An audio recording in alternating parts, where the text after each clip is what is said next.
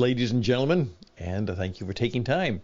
Perhaps just a few moments of the day to perhaps at least find out what I'm thinking about, maybe help you find what you should be about, and perhaps just to figure out what we should not be about. And the title is just exactly that. It's time to stop thinking about the election.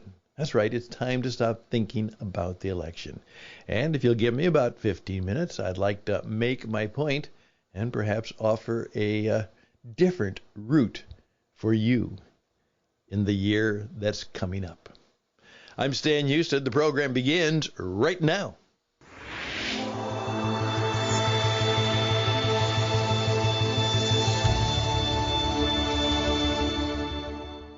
Yes, in 2 weeks, the American election will take place, though it doesn't just take place, it's taking place right now. People in many parts of the country are voting now. So the election is on. Brazil has an important election coming up, and I believe it's this weekend, and that's going to be quite something. The present president is being faced down by the past president who served very differently and also went to jail and then got out of jail and is back running for office again. Oh my goodness. The British got rid of their prime minister, and then they got a new prime minister, and now they're going to have to get another new prime minister. The state of leadership in our world. Putin, he's still in control and still doing his dumb and dirty stuff. The Xi from China made it very, very clear that he's going to take a third term, and anybody who might suggest otherwise better watch out.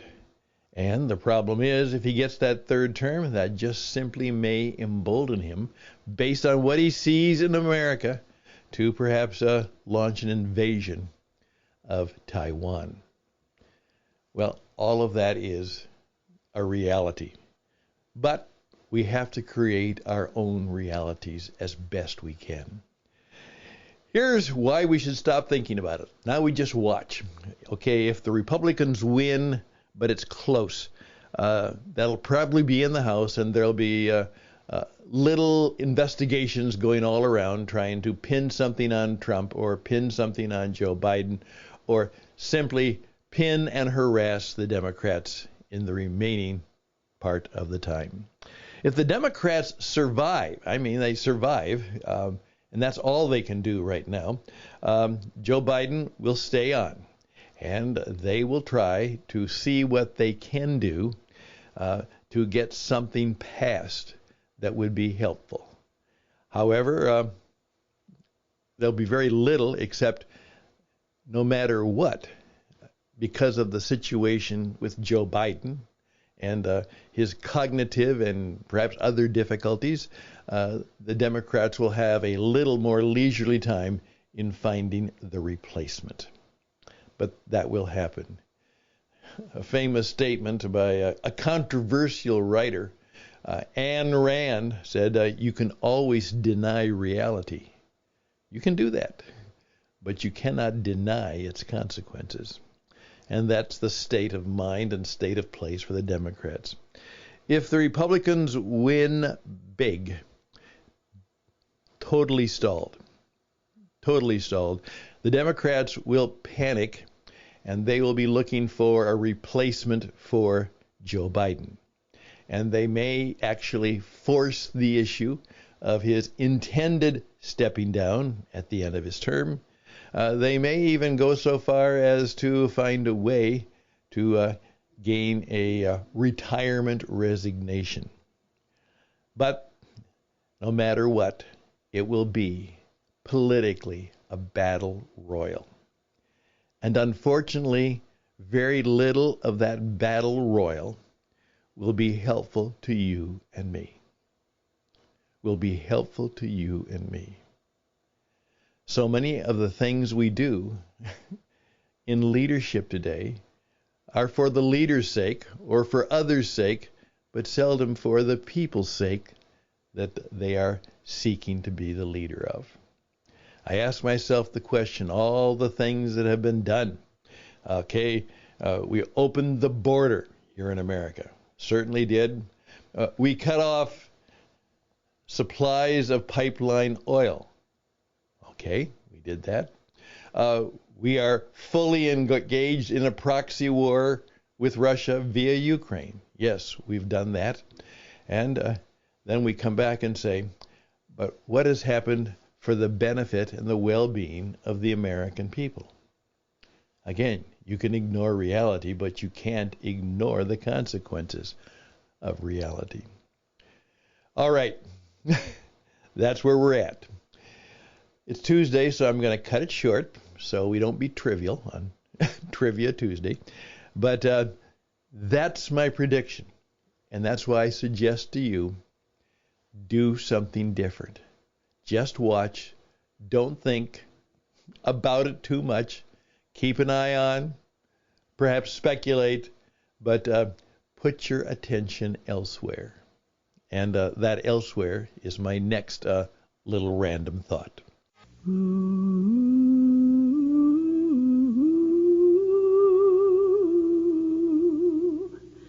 Tis a gift to be simple, 'tis a gift to be free. Once again, you are in tune with Interesting Ideas, the flagship station program of What It Takes Radio.com, What It Takes Radio, witradio.net, witradio.net. One of the things that's going to happen is that I'm going to be fully engaged in 3 ventures. What It Takes Radio. We are going to regain and revive what we call the Jesus Entrepreneur Experience. And then for other people who are involved in religious and faith broadcasting, we're going to have the Issachar Project. You'll find out where those things go. And I'm going to see if one of you, or 2 or 3 of you, would like to join me in a program that is designed to reach what I would call the encore generation. Sometimes the elderly. No. Sometimes the retired. No, we're not going to do that. Sometimes the senior. No. But if you're of my age and stage, you are not meant to retire, at least fully. You are meant to find another project. You are to find another project and perform your life encore. Hopefully some of you have some curiosity about some of that, and you'd like to know more about that, because we are committed to helping you get on the radio. I am privileged in that hundreds and thousands of people can listen to me all around the world, see my classes and courses on video, hear presentations that I've given on the radio, and so I have that opportunity to be, in some mild way, a center of influence. But I want that to happen for you too. So again, remember that. Take your time thinking about you in the next few weeks and what you're going to do differently in 23. Just a random thought, but let it sit on your head for a while. P.O.P. That came to me as I was in the midst of some devotional readings. It wasn't P.O.P., but I like to abbreviate things. P.O.P. stands for Paths of Peace. Now we're told that peace of mind is one of the greatest gifts and one of the greatest assets in life. Peace of mind is one of the greatest gifts and certainly one of the most blessed and best things we can have. Unfortunately, very, very few people have it today. So what I would encourage you to do, all right, you know that no matter what happens, remember, all political solutions are illusions. So nothing will be solved politically except the battle and the chaos and the adjustments. But nothing significant will happen because of what politicians do. But something can be significant by what you do. Would you think about going forward after the election? What are some of the paths of peace that you are going to pursue? You're going to do some different projects. You're going to try and live in some different ways. You're going to try and work some plans that you've never thought about before. You're going to be in a different place. You're going to be walking down maybe 2 or 3 paths of peace. Something that is rewarding to you, helpful to others, and something that gets in touch with your deep gladness. Yeah. Get in touch where your deep gladness is. And one of my favorite mentors said, in effect, find a place where your deep gladness and the world's deep hunger meet. And in that meeting, on that intersection path, find out what you are called to be, to do, to serve, and to care for. So my challenge to you on this Tuesday, we're well into 23 by my standards, and perhaps yours. I now know that a number of people have joined me in the idea that the new year begins at the date set by the Hebrew calendar, the Israeli calendar, the people of Israel calendar. So we're well on our way. And what are the things we're going to do to get us more on the route to peace? May there be peace on earth, and may it begin with me. I'm Stan Houston. We'll be back tomorrow. Tomorrow we're going to be talking about a subject that really struck a chord. We're going to be talking about lipstick.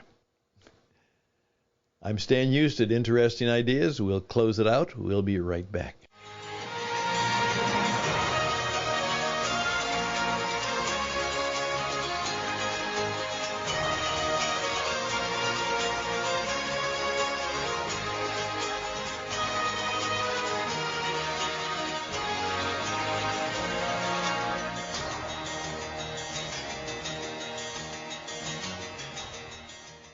Thank you so very much for taking time. And I'd love to hear from you because I'm opening the invitation all the time. What It Takes Radio is looking for partners and people who want to be involved in putting their wisdom, insight, and truth into the marketplace. We're very good at helping people do just that. So if you think that should be something you want to do, your business could certainly use it. Your career would certainly be enhanced if you would learn how to take the path to being a world-class broadcaster. That's right, a world-class podcaster. That would be a path of learning and peace. There's a significant work that needs to be done in terms of our own spiritual formation. We've got to get our souls back. That's right. We've got to get our souls back. And we have to figure out how to do that. And that will be certainly a path of peace. Reach out to me at stanhouston@gmail.com, stanhouston@gmail.com. And let's think about the paths of peace rather than the election. Let's think about what is your deep gladness. What is it? And now, how can you find a way to express it? All the best and blessings, and you should always be pronouncing benedictions, which I do every time we're here. Spend next year blessing people and pronouncing blessings every time you can. Bye for now.